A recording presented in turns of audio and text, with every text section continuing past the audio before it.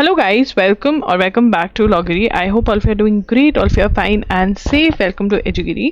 3rd November का the Hindu analysis करेंगे. I am so sorry, ठीक है ना.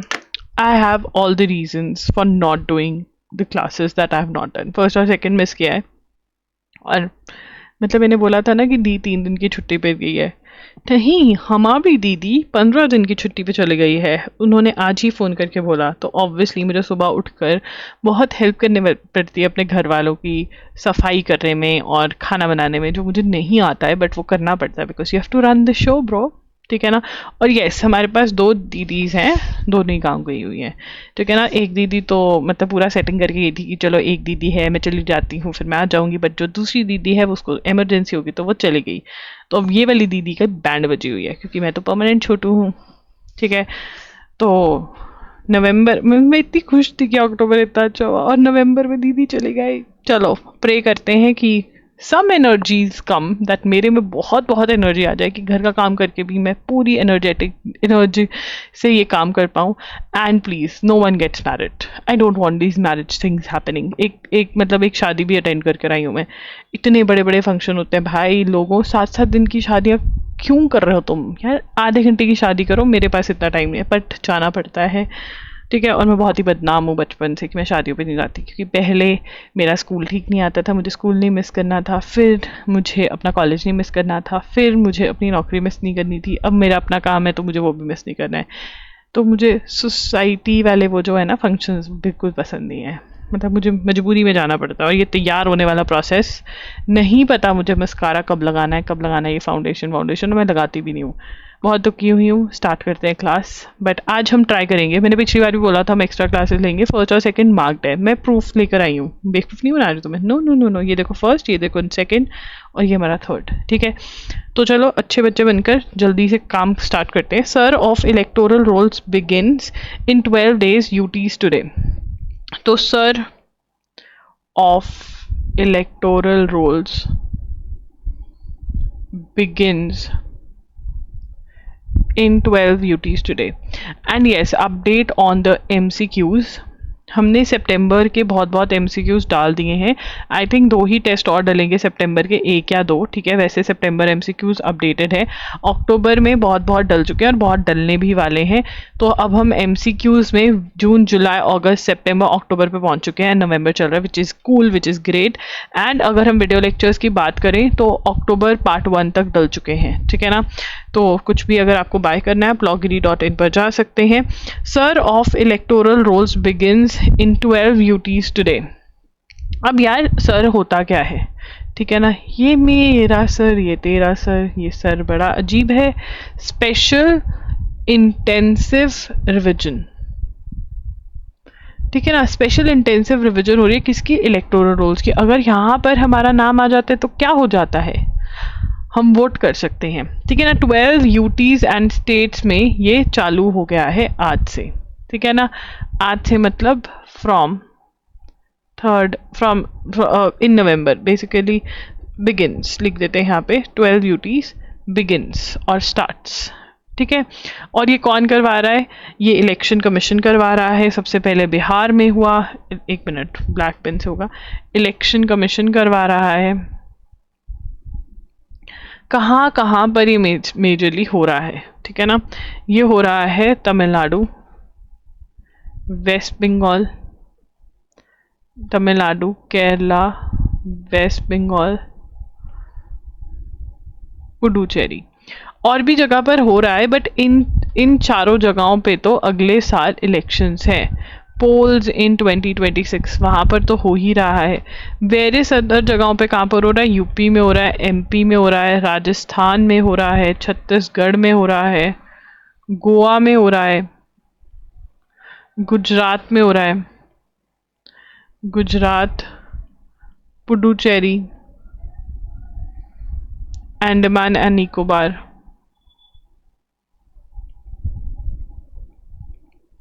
आइलैंड्स, ठीक है ना, and Lakshadweep,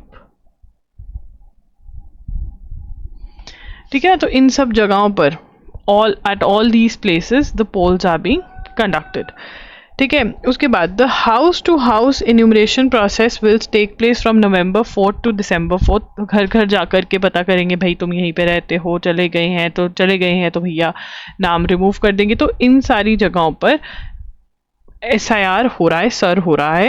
and the very important question here is this कि अगले साल पोल्स कहाँ पर है, 2026 में पोल्स कहाँ पर होने वाले हैं, कहाँ पर न्यू CM जो है वो चुनी जाने वाली है। ये बहुत ज़्यादा हमारे लिए इंपॉर्टेंट है, यहाँ से क्वेश्चन पहले भी आया है। ठीक है। उसके बाद at the midnight hour on magical Sunday Harmanpreet Kaur and her incredible women team won the world championship. मैंने मैच देखा था, मैंने मैच ऐसे नहीं देखा था, मैंने फ़ोन पे देखा था। फ़ोन पे कैसे की स्कोर, मतलब आई वाज जस्ट प्रेइंग कि बस जीत जाओ, और मैच पूरा फॉलो किया था। देखना और फॉलो करना अलग बात होती है। तो यहाँ पर हम वर्ल्ड कप जीत गए, ठीक है ना, ICC वर्ल्ड कप वुमेन, ठीक है ना। तो इसके अंदर Harmanpreet Kaur was the captain. हम फाइनल में पहले भी पहुंचे हैं, ठीक है ना, ठीक है ना। 2005 में एंड 2017 में हम फाइनल्स में पहुंचे थे, बट हम जीत नहीं पाए थे। बट अब हम जीते, ठीक है ना, from South Africa by 52 runs. और ये जो है कहाँ पर हुआ था, ये नवी मुंबई DY पाटिल स्टेडियम, ठीक है। The moment is epochal as it was for Kapil Dev, ठीक है ना। कपिल देव, हमने पहली बार मेन वर्ल्ड कप जीता था 1983 में at Lord's, that is in the Britain, UK, ठीक है। कोच बहुत ही इंपॉर्टेंट होते हैं, ठीक है ना। Mentor is very very important. एक बेकार कोच आपकी ज़िंदगी बेकार बना सकता है और एक अच्छा कोच आपको वर्ल्ड कप जिता सकता है। तो Amol Majumdar is the person we need to give the credit to, right. All of this is very very important. 101% एक क्वेश्चन आएगा ही आएगा यहाँ से, तो रट लो इसको। रटने की क्या ज़रूरत है, 52 रन तुम्हें याद होना चाहिए। DY पाटिल स्टेडियम, मुंबई, नवी मुंबई में, ठीक है। Harmanpreet Kaur was the captain. 2005-2017 में हम फाइनल्स में पहुंचे, बट हम जीत नहीं पाए, बट इस बार हम जीत गए। For the first time 50 years Delhi conducted 2 cloud seeding trials. तो क्लाउड सीडिंग करने की कोशिश करी गई, आर्टिफिशियल रेन, ठीक है। Delhi conducted 2 cloud seeding trials that failed, yes. With किसके साथ, IIT कानपुर के साथ, ठीक है। एम वॉज टू इंड्यूस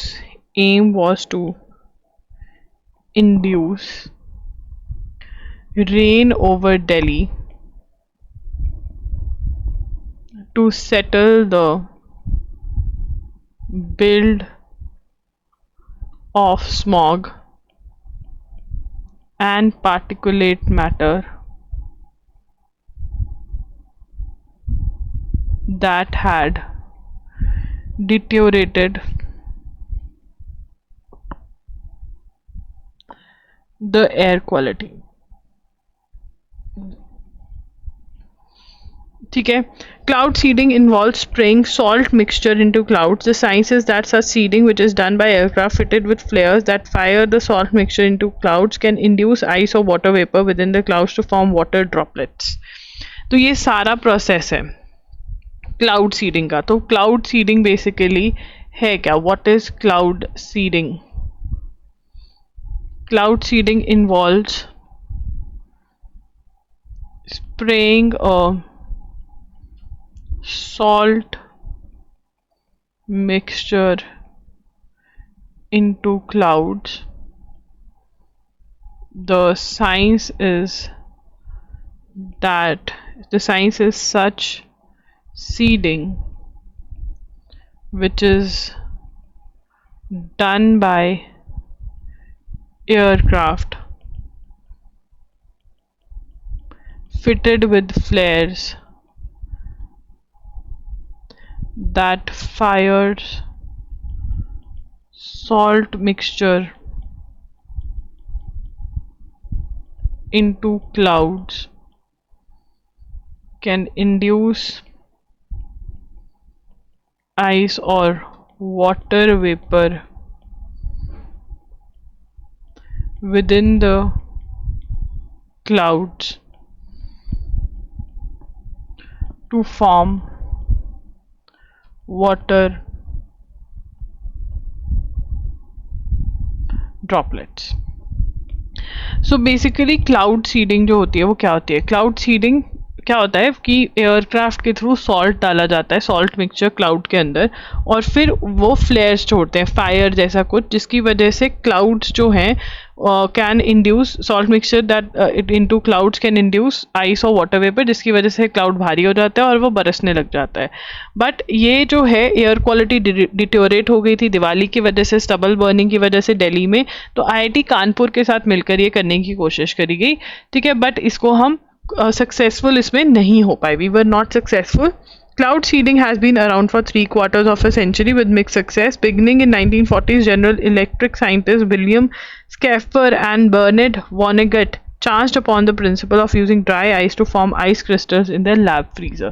ठीक है, वहाँ से ये स्टार्ट हुआ था. रशिया ने यूज़ किया है. ठीक है, इसको सबसे ज़्यादा जो फेमस हुआ था चाइना ने यूज़ किया था. China used cloud seeding. China used, यहाँ पे लिखेंगे, China used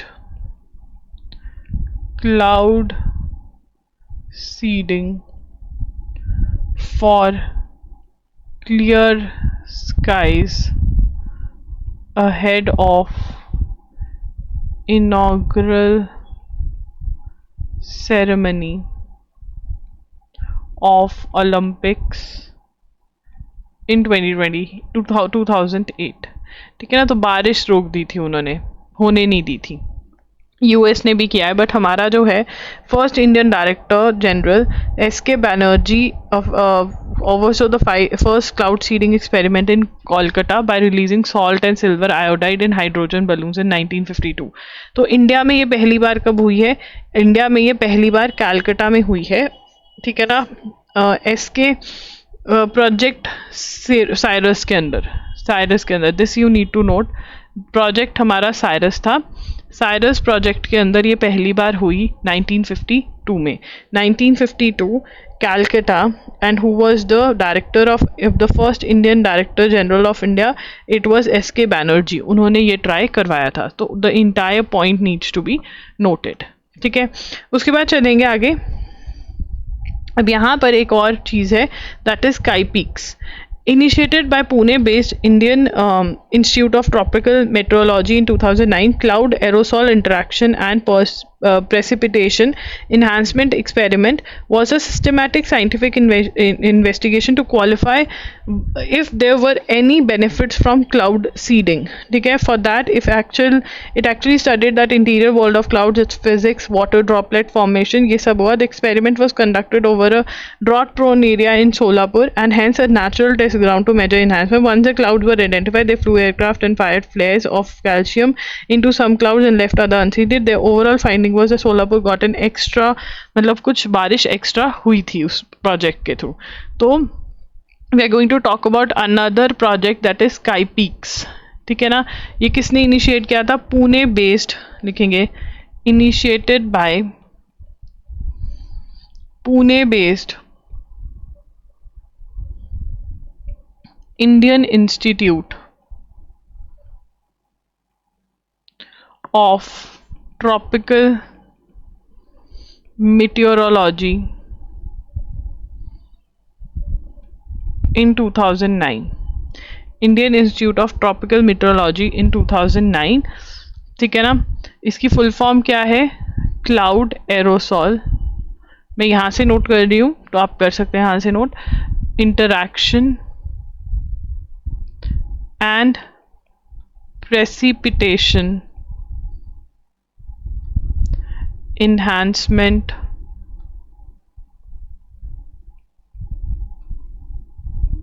experiment, that is SkyPeaks.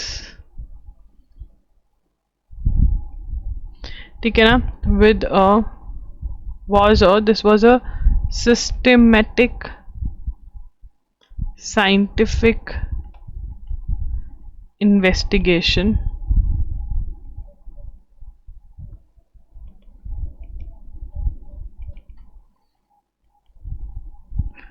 with regard to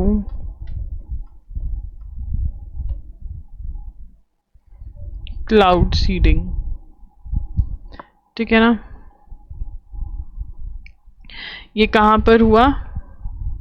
ये सोलापुर महाराष्ट्र में इसकी फाइनली टेस्टिंग करी गई थी, जिसमें ये सक्सेसफुल थी। बट ये मॉनसून पीरियड में करी गई, और ये जो दिल्ली वाला काम है ये मॉनसून में नहीं हो रहा है। तो मॉनसून वाले में तो हम थोड़ी ज़्यादा बारिश करवाने वाला कर सकते हैं, बट ये दिल्ली में बिन बारिश, बिन बादल बरसात, बिन मौसम बरसात नहीं करवा पा रहे हम। ठीक है, केरला स्टोरी। तो Kerala has become a state that has eradicated extreme poverty. Kerala on 69th Formation Day on 1st November achieved milestone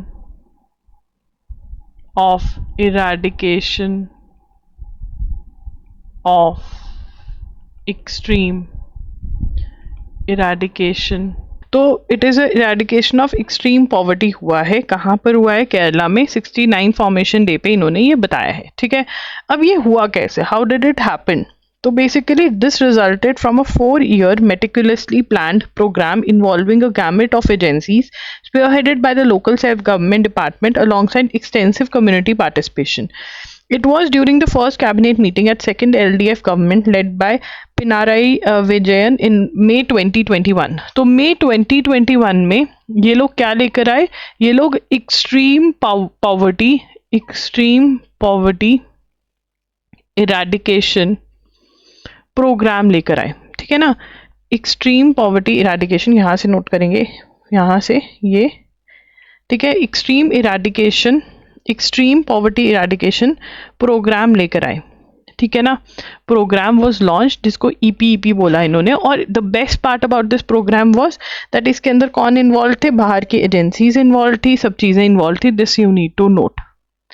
ठीक है ना, ये ऐसे वालों के लिए बहुत इंपॉर्टेंट है ये वाला पॉइंट जो नोट करवानी हूँ। बाकी सबको ये बताना चाहिए ये प्रोग्राम लॉन्च हुआ तो ये एक्सट्रीम पॉवर्टी इरेडिकेट हो पाई वहाँ पर। Who is the CM of Kerala? CM of Kerala is Pinarayi. ठीक है ना, राई पीना चाहिए, विजयन। ठीक है, उसके बाद from survival to scaling the peak the Indian story. Now again 2005 में 2017 में Mithali Raj led she was the captain. ठीक है ना, ये लिख सकते हैं 2005 2017, हमने ऊपर लिखा है ना, ये वहीं पर लिख लो Mithali Raj. She was leading the team when we lost, when we were runner up. ठीक है, तो हमेशा ऑस्ट्रेलिया मोस्टली जीतती थी, बट इस बार इंडिया जीता है, India. Trump justifies decision to restart nuke test. वो कह रहे हैं पाकिस्तान और चाइना न्यूक टेस्ट कर रहा है तो हम भी करेंगे, न्यूक्लियर टेस्ट यूएसए दोबारा स्टार्ट करेगा। Bharat Biotech sets up CRDMO arm to focus on cell and gene therapy. तो जीन थेरेपी होगी contract research development and manufacturing organisation करके जीन थेरेपीज होंगी, जिसमें जीन एडिटिंग वगैरह हो सकती है, ये इन्होंने सेट किया है। SC flags feeding of stray dogs. तो गवर्नमेंट प्रीमाइसेस में स्ट्रे डॉग्स को खाना खिलाया जाता है। तो ना मैं आपको एक फ़नी स्टोरी सुनाती हूँ। There was this government office जहाँ पर एज ए लॉयर आपको बड़े गवर्नमेंट ऑफिस में जाना चाहते हैं, तो वहाँ पे बड़े सारे डॉग्स थे और बहुत हाई लेवल का ऑफिस था वो, मैं नाम नहीं लूँगी। तो ना वो लोग उनको खिला रहे थे बिस्किट, ये वो। तो मैंने कहा भाई मतलब क्या, मतलब इतने प्यार से सहला रहे हैं और स्ट्रे डॉग है। तो कहते कि बहन जी देखो, ये हमें पता है कि हमारा कोई क्लर्क ऑफिसर कोई हमारा ही है जो यहाँ पर है, यहाँ पे आया है, मतलब इसकी आत्मा यहीं पे ऑफिस में भटक रही है। तो ऐसा बोलते होते थे। तो वो कह रहे हैं कि भाई ये तो बड़ी गलत बात है, ऐसा नहीं कर सकते हैं। तो वो गाइडलाइंस इशू करेंगे। ठीक है ना, will be issuing directions with respect to government institution public sector under, क्योंकि गवर्नमेंट प्रोमाइसेस में कुत्तों को फीड नहीं कर सकते अब। Great Nicobar project map ready for denotification of tribal reserve. तो यहाँ पर जो ये प्रोजेक्ट है अंडमान निकोबार आइलैंड्स का, ये वो कह रहे हैं कि हमने एडमिनिस्ट्रेशन प्रिपेयर द ये लिख लेते हैं पहले, Andaman and Nicobar islands administration has prepared a map for denotification and re-notification of tribal reserve land mega infrastructure project. ठीक है ना। तो अंडमान एंड निकोबार का जो प्रोजेक्ट है जिसको ये एनिडिको भी बोल रहे हैं, that is Andaman and Nicobar island integrated development यहाँ से लिख रही हूँ मैं, डेवलपमेंट कॉरपोरेशन। ये क्या है? This is the monitoring committee. जो प्रोजेक्ट बन रहा है अंडमान निकोबार में, उसमें बहुत बड़ा प्रोजेक्ट बन रहा है। ठीक है ना। तो यहाँ पर 92,000 करोड़ का इंफ्रास्ट्रक्चर प्रोजेक्ट है, जिसमें ट्रांसशिपमेंट पोर्ट, जिसमें एयरपोर्ट, पावर प्लांट। ठीक है, यहाँ तक नोट करोगे ये सारा, यहाँ से लेकर यहाँ तक कुछ कुछ तो मैंने नोट करवा दिए। तो हम the project is being developed by ANIIDCO even as forest and environment clearances issues जो हैं वो अंडर ट्रायल हैं अभी, but yeah this is what is happening in Andaman and Nicobar. High court clears way for 2611 mastermind. Bombay high court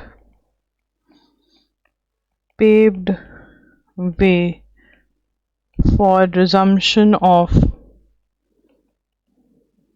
trial of Abu Jundal. Now who is Abu Jundal? This guy alias, मतलब और क्या नाम है इसके, सैयद ज़ाबुद्दीन। ठीक है ना। मेन की कॉन्स्पिरेटर्स, ही इज अ की कॉन्स्पिरेटर ऑफ 2611 टेरर अटैक्स। ठीक है ना। अजमल कसाब को भी यही हैंडल कर रहा था। ठीक है। Invoking Section 91 of CRPC to compel the production of documents from third parties in this context. Section 91 of CRPC does not confer upon an accused nor empower the court to initiate a speculation or exploratory inquiry into the place of arrest, particularly when such inquiry bears no rational। तो यहाँ पे हमें इससे नहीं लेना देना, हमें बस ये लेना है कि ट्रायल जो है वो दोबारा स्टार्ट हो गया अब्बू जुंडल के अगेंस्ट। ठीक है। Need for shift in focus from food security to nutrition security. वो कह रहे हैं कि फूड सिक्योरिटी तो ज़रूरी है कि सबको खाना मिले, but we also need to ensure कि जो खाना मिले वो न्यूट्रिशियस हो। ठीक है ना। तो ये कहाँ पर बोला इन्होंने? इनॉग्रेशन ऑफ फर्स्ट, और this is very very important, यहाँ से क्वेश्चन बन सकता है। What does asterisk stands for? Emerging science technology and innovation conclave, that is ESTIC। ठीक है। Here on Monday, Prime Minister Narendra Modi said India's scientists to move from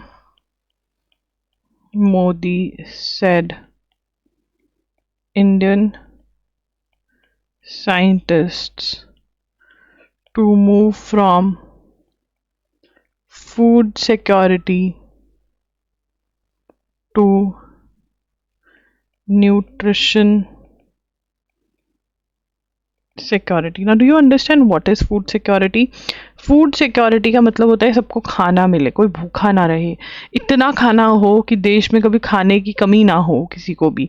nutrition security क्या होता है कि खाना जो है वो हेल्दी होना चाहिए। ठीक है ना। बायो फोर्टिफाइड क्रॉप्स क्या होती है? जिसमें आयरन, जो इम्पोर्टेंट हमारे जितने भी न्यूट्रिएंट्स हैं वो जो हैं वो पूरे पूरे अवेलेबल होने चाहिए। ठीक है। दो low cost fertiliser, better map India's genomic biodiversity, ये सब चीज़ें, क्लीन बैटरी स्टोरेज। उसके बाद commencing his speech by congratulating the Indian women's cricket team on the maiden World Cup win, he said 21st February was epoch of unusual changes. ठीक है, asterisk है क्या? Why is it important? Asterisk जो है ना, Indian science Congress हुआ करता था, इसकी जगह अब इंडियन साइंस कांग्रेस की जगह ये हुआ करेगा. So why it is important? Asterisk replaces Indian Science Congress. Now, what is Indian Science Congress? What was Indian Science Congress? The oldest congregation. यहाँ से लिख रही हूँ मैं, स्पेलिंग नहीं गलत करने किसी ने भी अपने नोट्स में, ऑफ साइंटिस्ट्स इन इंडिया. ठीक है. Over the years the Indian Science Congress had gone into oblivion with its last session held. Last session कब हुआ था? लास्ट सेशन लुधियाना में हुआ था 2023 में. तो एस्टिक में सेशंस कौन कौन से हो रहे हैं? ये सारे हो रहे हैं, ये आप नोट कर सकते हो. What is the full form of asterisk? Asterisk का फुल फॉर्म है emerging science technology and innovation conclave. India's expenditure on research development जो है वो बढ़ रहा है. हम चाह रहे हैं और रिसर्च हो. हमने India has made operational fund of ₹1,00,000 crore by Anusandhan national research foundation which would help scientist and technologies in public and private sectors to invest more substantially in research and development. Right, this has also happened. ये भी note करोगे आप, जो मैंने underline किया है. Report finds audio link to Biren Singh tampered says SC. Now what is the case? देखो, मणिपुर के अंदर राइट्स हुए. ठीक है ना. मणिपुर में राइट्स क्यों हुए? मणिपुर में राइट्स जो हुए they took place between Kuki Zo and Meitei community. तो जो कुकी ज़ो कम्युनिटी है, they are already part of the scheduled tribe community, and Methi are wannabe scheduled tribes. They want to be scheduled tribes, but they are not. They want to be. They are protesting that we want to be part of scheduled tribe. But Kuki जो नहीं चाहते कि Methi जो है वो scheduled tribe बने. तो ये लड़ाई हुई. अब क्या हुआ इसके अंदर? Biren Singh, he was the CM at the time when the rights took place. अब किसी ने बोला, विसल ब्लोअर मतलब कोई खुफिया इंसान जो साथ में काम करता है, वो आके बोला कि बीरेन सिंह ने ही ये राइट्स करवाए थे. ये जो वायलेंस हुआ उसके बाद बहुत लड़ाई झगड़ा, राइट्स हुए, डिस्टर्ब स्टेट हो गया मणिपुर, ये Biren Singh who was the then CM of Manipur, उसने करवाए. तो अब बीरेन सिंह जो था उसको निकाल दिया गया, रिजाइन हो गया उसका. ठीक है ना. और अब इस टाइम पे मणिपुर में प्रेसिडेंट्स रूल लगा हुआ है. ठीक है ना, प्रेसिडेंट्स रूल लगा हुआ है वहां पर. ठीक है. अब ये हुआ. अब इसमें क्या हुआ? वो एक ऑडियो थी जिसमें कहा गया कि देखो इसमें बीरेन सिंह ने बोला है कि हाँ राइट्स करवाओ ये सब. अब पाया गया है कि वो जो ऑडियो थी जिसकी वजह से बीरेन सिंह को साइडलाइन किया गया फ्रॉम द CM पोस्ट, ठीक है, वो टैम्पर्ड थी. मतलब उसमें कुछ एडिटिंग वगैरह करी हुई थी. तो ये चीज़ पता चली है. तो लिखेंगे report finds audio linked to Biren Singh tampered, says supreme court. Tampered का मतलब क्या होता है? छेड़छाड़ करी हुई है. ठीक है ना. सुप्रीम कोर्ट लिखेंगे यहाँ से Supreme Court informed Kuki rights organisation confidential report filed by National Forensic Science University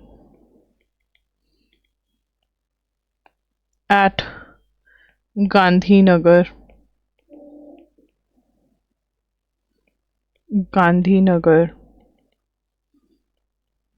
in Gujarat, has concluded that audio tape sourced from the whistleblower claiming they contain telephonic conversation of former Manipur Chief Minister N. Biren Singh inciting ethnic conflict are modified, edited and tempered. This needs to be noted. ठीक है ना, कि उसमें editing करा हुआ है. That guy did not, मतलब ये जो CM को निकाला गया ये कहीं ना कहीं इन टेप्स की वजह से निकाला गया. एंड उसके अंदर पाया गया है कि टेम्परिंग है इन टेप्स की वजह से में. A bench headed by Justice Sanjay Kumar read the report in the courtroom.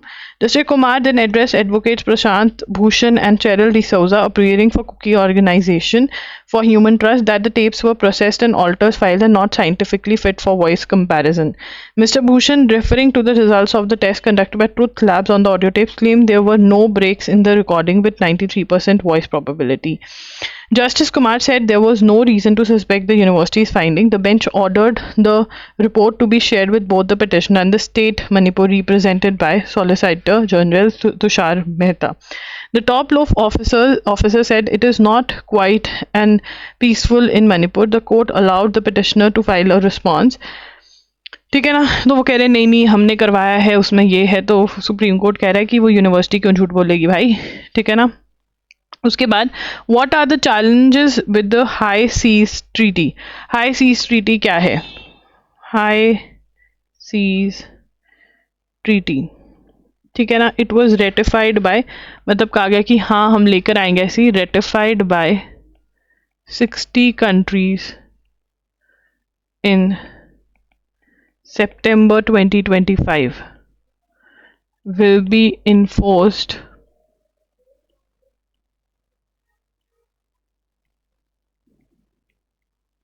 in January 2026. The treaty sets the rules. क्या करती है treaty?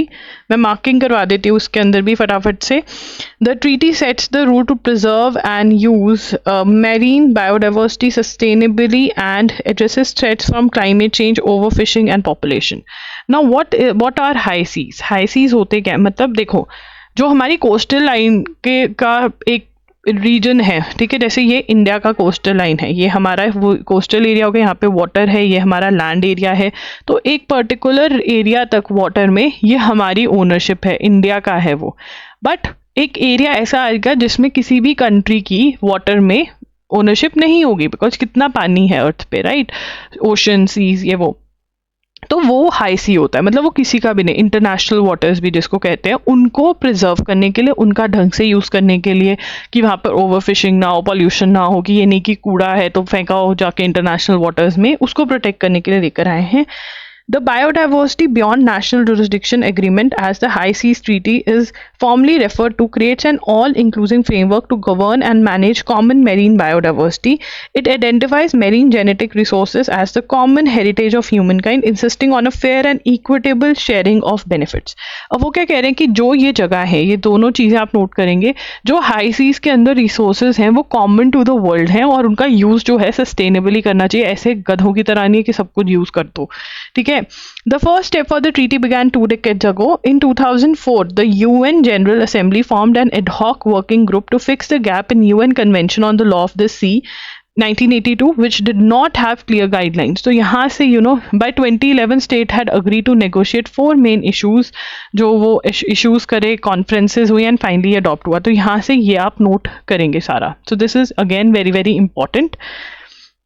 उसके बाद जो इश्यूज हैं कि जो heritage, common heritage of human kind है, जो वहाँ पे रिसोर्सेज हैं वो कौन निकाल सकता है, वो रिसोर्सेज कौन यूज़ कर सकता है, उनसे रिलेटेड जो इश्यूज हैं उनके ऊपर मेजरली बात करेंगे एंड देन आगे आगे देखेंगे क्या होता है. राइट. तो ये NLSAT AIT के लिए, NLSAT के लिए बहुत मेजर टॉपिक है. AIT वाले भी पढ़ ले तो बढ़िया, बट NLSAT के लिए this is important. India has doubled down on clean energy, yet the power you plug into today is dirtier than it was 5 years. This is paradox. Dirtier मतलब pollution create किया गया है उसको बनाने के लिए. As of June 2025, non-fossil fuel sources account for about 50% of India's total installed capacity. ये हम नोट करेंगे जो मैंने डब्बे में डाला है. However, India's grid emission factor, a measure of carbon intensity of electricity, has increased from 0.703 to 0.727 according to Central Electricity Authority. This is striking reversal. More renewables should mean a cleaner grid. Why is India's grid getting dirtier? Because the demand for electricity is increasing. We should not forget our demand for electricity, for power, is increasing. We are running towards a more industrialized country, right? And if you have industries, you need power. The very basic of any industry is electricity, right? अगर वो service based company भी है, वो computer लगाएगी, उसको electricity चाहिए. So the demand for electricity has gone up in India. Right. So that's it guys, do like the video, do subscribe to the channel and yes आज ही आपको मिल जाएंगे 1 और 2 नवंबर भी, सो वो भी देख लेना, ठीक है। Thank you for watching. If you want to buy the MCQs और द वीडियो लेक्चर्स loggery.in पर अवेलेबल है, जाइए और बाय करिए। बाय।